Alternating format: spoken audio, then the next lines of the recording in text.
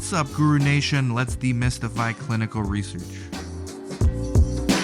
Hey, Guru Nation, welcome back to a very special episode. So, this is Mike, CEO of VersaTrial. He's the founder. His link is underneath this video on his LinkedIn. I'm going to let him introduce himself, but he just shadowed us at Yuma Clinical Trial. Here's the proof, guys. Okay, it really happened. We did a randomization visit and a screening visit the same day, the same times, and Mike kind of witnessed all of it. And this is, I don't think it's ever been done before, where a tech vendor witnesses in person and then gives his immediate thoughts to the public on what he just observed, good or bad. I have no idea what Mike's gonna say because I didn't even ask him. But just introduce yourself real quick, maybe like 20-second short bio. We did a full video with Mike a few videos back, so go check it out.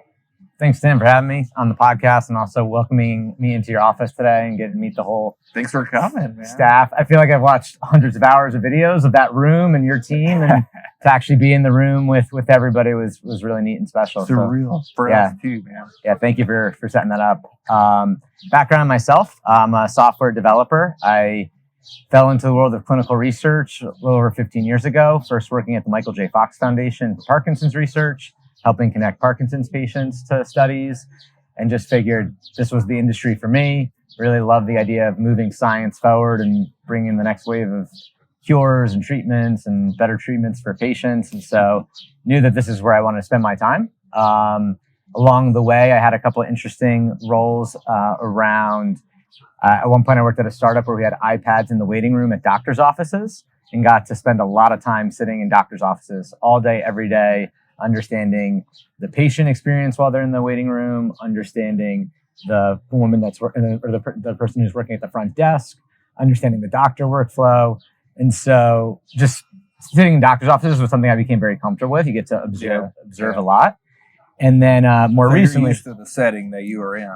Very used to the setting, but I think the setting of clinical research doctor's offices has some differences that I think we can speak to on this podcast. But and then spent the last few years helping pharma companies and patient recruitment companies better work together.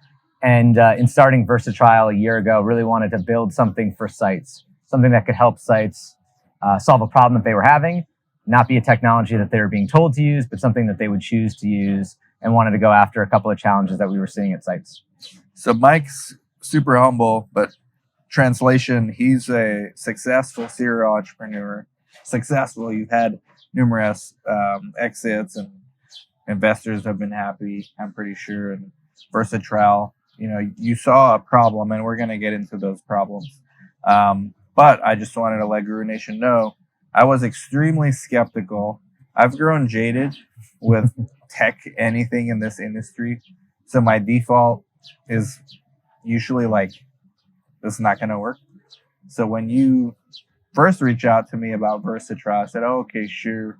You're going to make my life easier. Okay, Mike, whatever. And it wasn't until Judy told me, hey, give this VersaTrial thing a trial. I met Mike at a conference. It's actually pretty cool. I got a demo of it, and I did. And sure enough, it's something that I use multiple times a day. My staff uses, as you've seen. So I wanted to let Guru Nation know I'm proud to have VersaTrial as a sponsor, and you're going to be hearing a lot more about them. I think everybody underneath the show notes as well, in addition to contacting Mike, you can go check out VersaTrial and sign up your site. It's free, and it's going to make your life easier. I didn't even talk about the feasibility part of it yet. Just wanted to get that out there. Yeah, you were a hard man to track down. I read your book several years ago. I watched all the videos, and I was like, Dan is at the top of my list. And so Thank you, man. Glad I converted you. It took a while, but got there. It's a good product. Like, the product converted me, honestly. I was like, okay. When I first had that Zoom, okay, it's interesting. Let's actually use it. Sure enough, it works. It does what it's supposed to do and a lot more, which are nice little surprises here and there. My favorite part's when I click on a new feasibility survey and I'm already signed into VersaTrial, and my previous answers like address, condo is already done for me. It's like a huge time saver. But anyways, you were at the site today. Yep. Randomization and a screening, 2 separate studies. We all kind of split up, and you kind of did a little bit of everything. What were your macro level observations and thoughts and micro, and let's just get into that. Yeah. So you're in a doctor's office setting. So there's, a waiting room experience. I'm taking time away from my day to come to this. I'm thinking about my health. So from the position of the patient and the person that's there, it's very similar to other healthcare scenarios. I think you're taking time out of your day to do something related to your health.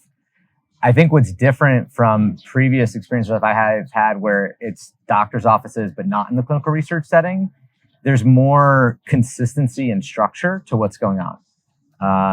If you were going to a primary care office or a arthritis specialist or whatever it might be, there's a very clear kind of process you run through.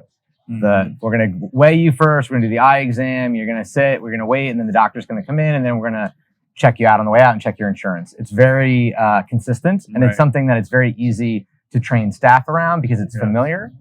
And you're also using usually just one or two software technologies that you as a company have chosen. Mhm. So that doctor's office chose that Athena Health EMR, or they chose the Epic EMR. And so maybe those tools aren't the best, but you're familiar with it, you're learning that system, and someone's training you on it. You enter the world of clinical research, and now I feel like a lot of challenges get introduced because the consistency is not there. The repeatability is not there, which means it's almost like every day has its own set of challenges.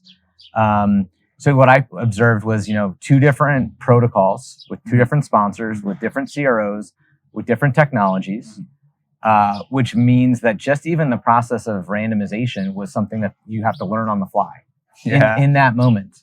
And you run into an issue. And now it's an issue of, wait a second, I've never seen this before. This is new. The patient is now in the room. So the clock is ticking. I want to make sure they have a good experience and aren't getting, stuck there longer than they need to be. But all of a sudden it's, okay, who do I contact to sort this out? And there's the CRA, the tech vendor. And there was a bit of a scramble and a rush to kind of sort that out. And I think in normal healthcare settings, that isn't really a problem because you've done this a million times. It's very consistent. It's repeatable.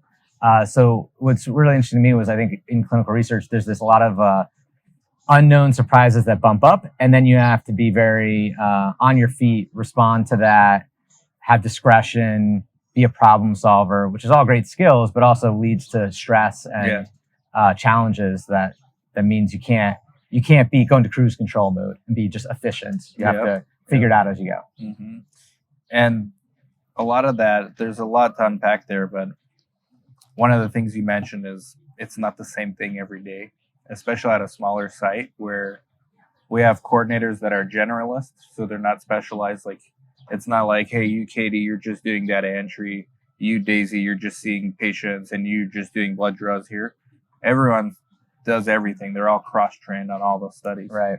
So that chaos or variability is actually what one of the things that when I ask my coordinators, hey, what do you like about the job? That's one of the first things that comes up. They say, even though it's often stressful, I like that every day is different. Mm-hmm. And when I was a CNA, for my other doctors at my previous work, it was like the same thing every day. And you can even see it at the MAs in our office. They're watching us doing different things every day. And they've asked me, like, hey, what do you guys do all day? It's always something else. It's because they're used to over and over and over the same thing. Right. And with coordinators, at least at the smaller clinics, it's completely what you've observed, which is just chaos and always something different. Right. So there's pros and cons to that as well. What did you think, what did you not expect, I guess, that you saw, from the process? Two pretty important visits, a screening and a baseline. They're probably the toughest visits in any study. So I've definitely been to sites previously. This definitely was, I didn't have a chance to sit two at the same time. I think that was really interesting because there was things to sort out on both of them. And I think you did a great job kind of, responding on the fly and giving the marching orders to the team and making sure everybody was moving forward. And doing right by the patient and their time to get them out of there. That's my main priority, is like get them in and out as fast as possible. Yeah. Get them a sandwich or something if they're waiting. Like, just Yeah, it was nice running over to Subway and coming back with sandwiches for them. Yeah. I think the one thing that just kind of I come back to, like, it's like you said, it's everything today is different, but also in that chaos, like, it can sometimes not be clear what to do. Right. You know, the vendor's not working on whether it's the lab or the IRT system, and so you were kind of like, okay, like, well, first let's do this CRA. Okay, that's not. Let's go to this CTM. Okay, now we're on the phone call with the vendor to sort this out, and it just feels like there's not always like a straight path to get unblocked and solve this, and so this escalation feels like it adds to the stress. Yeah. And when people aren't picking up the phone or being, I would timely say that's responsive. definitely unnecessary stress, because the variability of day to day being different is one thing, but to have things go wrong during that variability compounds the chaos. Like, you have, in a sense, controlled chaos before problems happen. Right. But then when the problems occur, it becomes like, it could become uncontrolled chaos. Right. And that's where a lot of newer coordinators get stressed out. And if they don't have like a site director there kind of telling people, hey, calm down. Who cares if it's a deviation? Just do it. Yeah. You know, you saw the coordinator reaction. They're like, they didn't want to do it because of deviation. Just do it. Who cares? It's not a major one. And that's when you asked, what's the differences between major, minor, and all that. But where do you see Versatrial like helping out in the? To some extent, you're bringing some semblance of order to the chaos. Yeah, it definitely, I put a smile on my face when Versatrial popped up on your team's screens without me organically without me prompting it.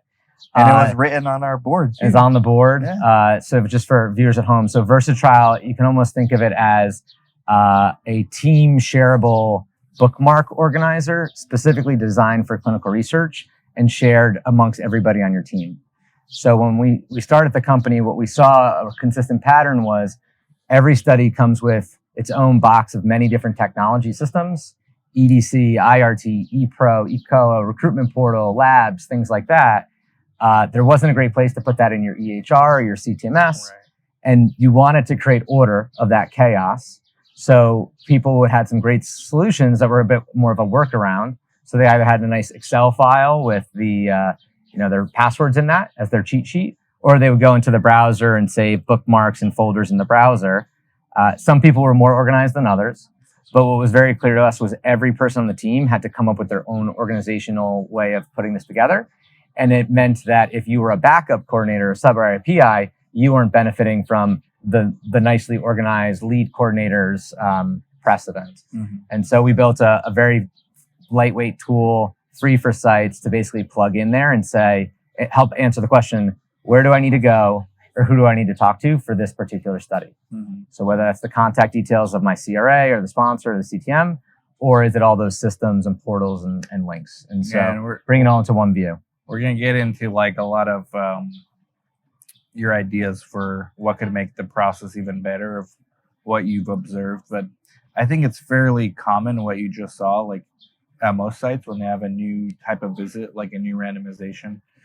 The randomization visit, it was our first one for that study. So that was the one that was causing like 80% of the chaos. The other one, really, the screening we've done, that's like our 8th one. Yeah. There was really no chaos. It was just a matter of lining up things in order. Right. And making sure the sub-I, with his limited time, he had to get out of there in a half an hour. He actually did a lot for a half an hour just being there. And then as long as you can keep the patients from feeling like they're in chaos. And I went into the patients, to both of them, and said, hey, sorry for the extra time it's taking. And they were like, oh, I didn't notice anything. They told me like, hey, I didn't notice anything unusual. So right. I'm just chilling here.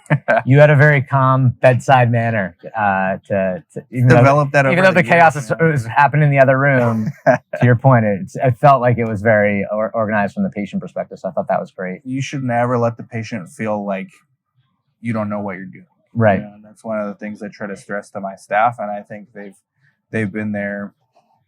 The more senior ones almost a year, and the more junior one like 4 months. Yeah. I think they're getting really good at that too.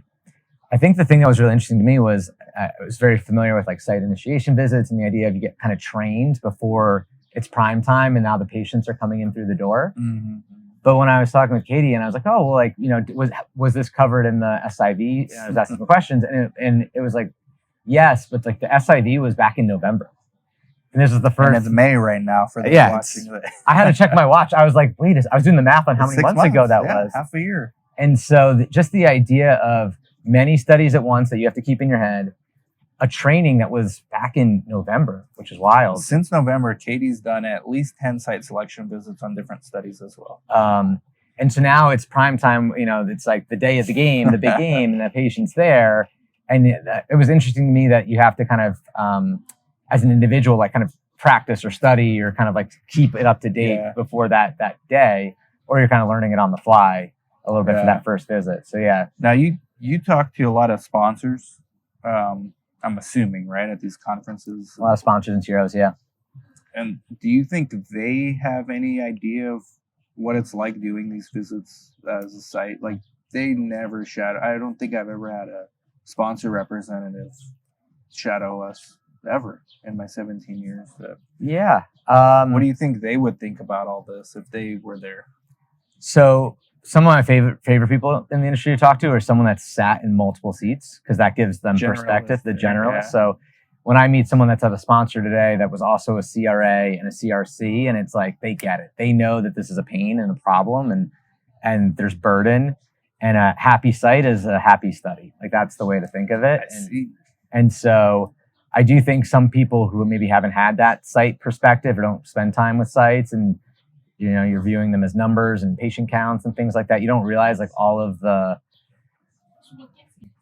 what goes on the other side. The intangibles. Yeah. And I don't know if you're a sports guy, but there's players that are stars and then players that bring all the intangibles that no matter where you put them, they win. They end up winning. Right. I think like the sites kind of are that role in a way. Like there's the good sites that just kind of do well and they may not get the credit and all that, but they're the ones that actually produce numbers and good data. Right. It's a hard job. It's a necessary part of clinical research. It's the front lines of clinical research.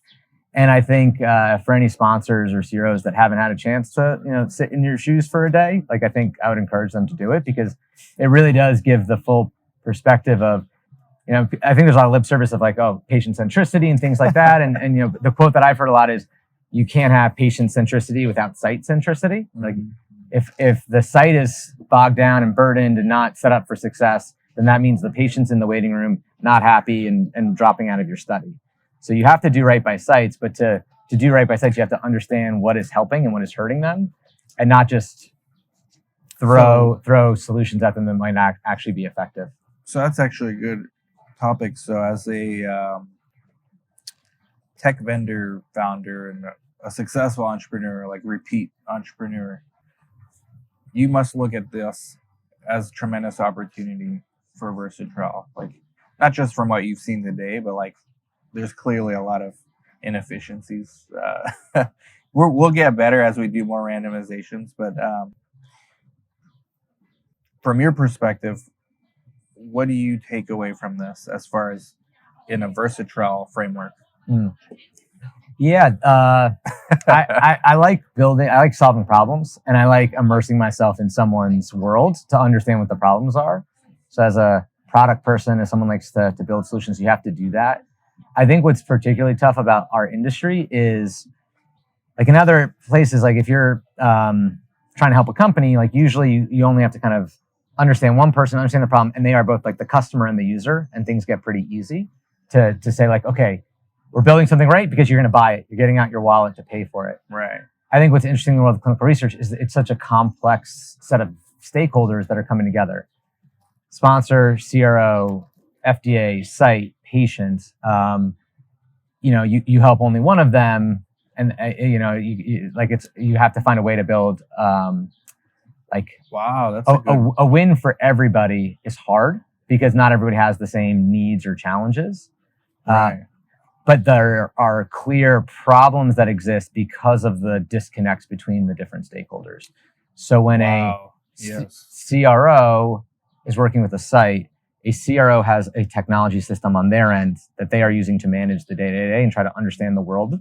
And then there's a site that has their system where they are understanding the world, or their whiteboard.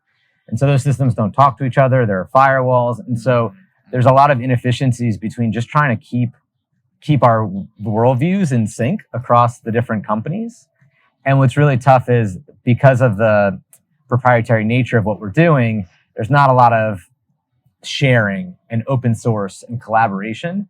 And if anything, a lot of this is viewed as a competitive edge of like, these are my sites, or I know the best sites, or I'm giving my sites a good tool and it can only be used on my study. So that sort of competitive mindset at the end of the day, I think holds us back as an industry, because it means you, Dan, as a site, and your team are now inheriting on your 20 studies, 20 different ways of doing things, 20 different solutions, 20 different ways to escalate or try to share data back and forth. And that fragmentation leads to frustration, burden, hits on morale, turnover. Yeah. And now it's one of those things where it's like all ships rise, but also all ships can sink if we're all adding to the site burden, because now the sites are having a tough time getting through the day and getting our patients out of the waiting room and through the process. That competition amongst the CROs especially is understandable. I mean, sites in bigger markets do that too. Like, I come from LA, the greater LA area, and there's a site on every corner basically, and they don't collaborate either. So I understand why the CROs don't. Out here in Yuma, it's different. We're the only site. There's something interesting though, that when you were talking about that, it got me thinking. So the way I see it, the sponsors and the CROs and even the tech vendors are knowledge workers primarily, like, well, maybe 100% knowledge workers, right? Sites have to be half knowledge worker, half service workers because of the patient aspect. Mm-hmm. So like, you know, we went to Subway today to buy sandwiches. We became service workers. Like, Yeah. you know, we went, if it wasn't me, somebody else would have gone, bring sandwiches, or in some cases get dry ice, or, you know, we're almost like service-based businesses and knowledge-based, because when the patient leaves, we're back to being knowledge workers. Mm-hmm. So we have to like flip back and forth.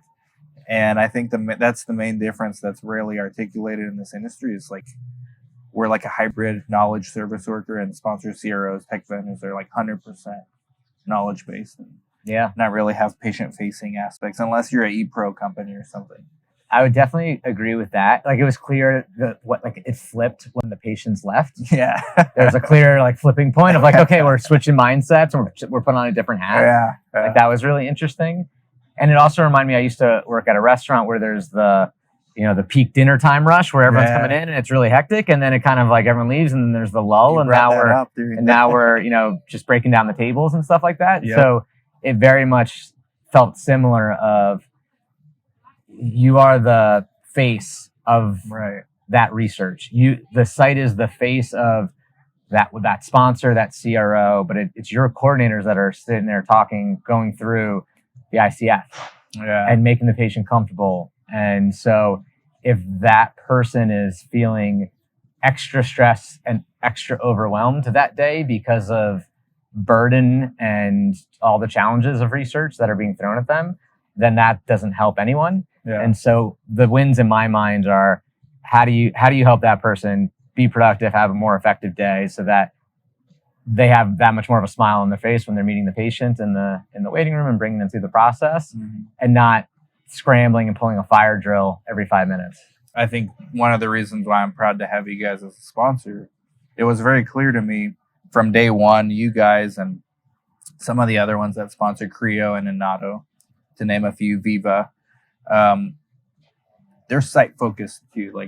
So in a way you can argue maybe they're service based when it comes to sites, because like your product's free, Viva's product's free, Inato's product free, Creo charges, but they're clearly all site focused services. Yeah. But then what they also flip, like you flip when you talk to a site versus when you talk to a sponsor, right? As the CEO of Versatrile, like you go from like service minded to telling the sponsor, okay, now I'm a knowledge worker, like this is how we can make this work for you. Yeah. So I guess if you dissect it enough, it's not that different. Maybe you also flip. It's just maybe less or more subtle. Yeah, you definitely. It was obvious to me definitely when I talked to you guys. Yeah, there's definitely a flip because the challenges that you have are different than the challenges that the CRO has is different than the challenges that the sponsor have. But there is overlap in if one person is successful, that makes the other successful because we all have this dependency on each other. Like the sponsor can't be successful if their CRO or their site is not successful, and vice versa. You as a site are not successful if your sponsor can't put together a protocol that matches a patient population that you can recruit for. Happens a lot. So the idea of us all being dependent on each other is there, but we all have different things that are top of mind for us that are the most critical. The sponsor is about forecasting and managing resources and site selection, whereas you're focused on the patients that you've lined up on the calendar for the next week or two, right. and like the day-to-day of your team. But it all adds up to one group trying to move science forward. But we all, the metaphor I always love is the blind men with the elephant, and like everyone's touching a different part of the elephant, but no one really knows that it's an elephant. Like one person's touching the tail and one person's touching the trunk. So at the end of the day, like our industry is the elephant. We just all come at it from different perspectives. Right. And it's pretty rare, I think, for someone to have the full picture of the elephant. And so you opening up your doors, Let Me Shadow was a nice chance to kind of gain more perspective. And hopefully the podcast today gets to share some of that. Anytime, like we'll do more. To conclude, I need to talk about the feasibility aspect of Versatrel. And there's also other cool like interconnectivity, like you just showed how you now connect with Creo. It's like a nice little feature. Yeah. So you guys have done your homework. You've queried sites. Actually, Katie's gotten a gift card from you guys for doing surveys. Easter eggs, guys. Coordinator, you might get random days where you log into Versatrel and they'll say, do this quick 5-minute survey for a $25 Amazon gift card. That was really nice. Nice of you guys. When did you decide the feasibility would be a good idea? Was it after the bookmark, or was that what you wanted to start with from the beginning? Yeah, it was both kind of light bulbs hit at the same time. And as a young company, you usually don't want to do two things at once. You want to hone in on one thing. Because they're two very different things. Two very different things. For folks at home, so on the feasibility side, we really help a site better understand the knowledge base of what are you saying in these feasibility questionnaires so that you can put your best foot forward each time a sponsor wants or CRO wants to work with you. And so that early on in Versatrel was an idea we had. And so we put out an early version of that. And I think got some great feedback from sites of how we make it better and we build upon it. And so we're really excited about the future of how we continue to develop that platform, because ultimately at the end of the day is, as a site owner, we want to bring you the right trials that align with your capacity, expertise, where you're trying to go as an organization. There's a lot of studies out there. Not every study is the right fit for you. And on the other side of things, the sponsors are trying to find the right sites as well. So there's this really interesting match. I would actually say most of the studies are not for you. I would say most of the studies are not for most of the sites. Right. But that's not how, myself included, we can't always be choosy, especially when we're newer type of sites. We just pick whatever studies we think we have a remote chance of even getting 1 or 2 patients randomized. Right. But yeah, so sorry to interrupt you. So right now we're really honing in on helping just the site better understand your own sense of like, what are you saying in these things and what are you saying over time, and helping you understand where you should be going as an organization. Brad Hightower put me onto the feasibility because I just thought Versatrel was cool just from the bookmark aspect.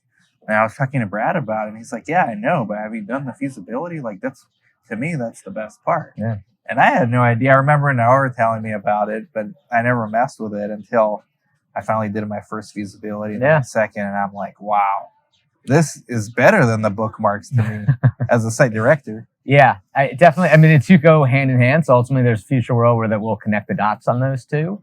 Where as something gets won, it kind of works its way over to the organizer. But for anyone at home that loves when that feasibility questionnaire hits the inbox, and on average, it's 92 questions per feasibility, and a lot of those are going to be asking the same thing again and again. We're there to be an assistance for you to help make that process smoother, make it easier to make sure you can level up your whole team so that everyone would feel comfortable doing the feasibility questionnaire.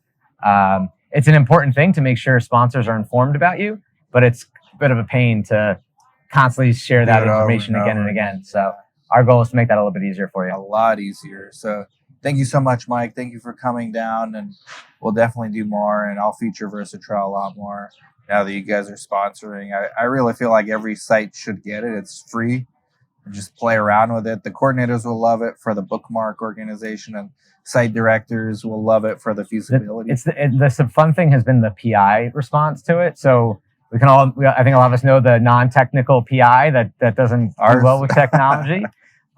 We've seen a lot of instances where a really well organized coordinator moves their organization into our system, and it unlocks so much value for the rest of the team, their backup coordinator as well as the PI. And now there's a lot less, hey, can you send me that link? Hey, which is the EDC? And now it's just, you can go on vacation, sit on a beach for 2 weeks and not get those sort of last minute scrambles because you've brought the organization to everybody else. And also, like, everyone who contributes links to the little bookmark studies, the other team members get access to those links too. So you're like community building your resources. So really cool product. Really proud to have you guys as a sponsor.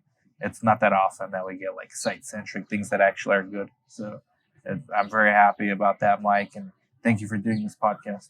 Thanks for having me in Yuma, Dan. It's been nice. Yeah, man. We'll go back right now. Everybody like, subscribe, comment, share. Go follow Mike on LinkedIn and go check out VersaTrail. It's free. And you might even get a gift card on a random Thursday. Bye-bye.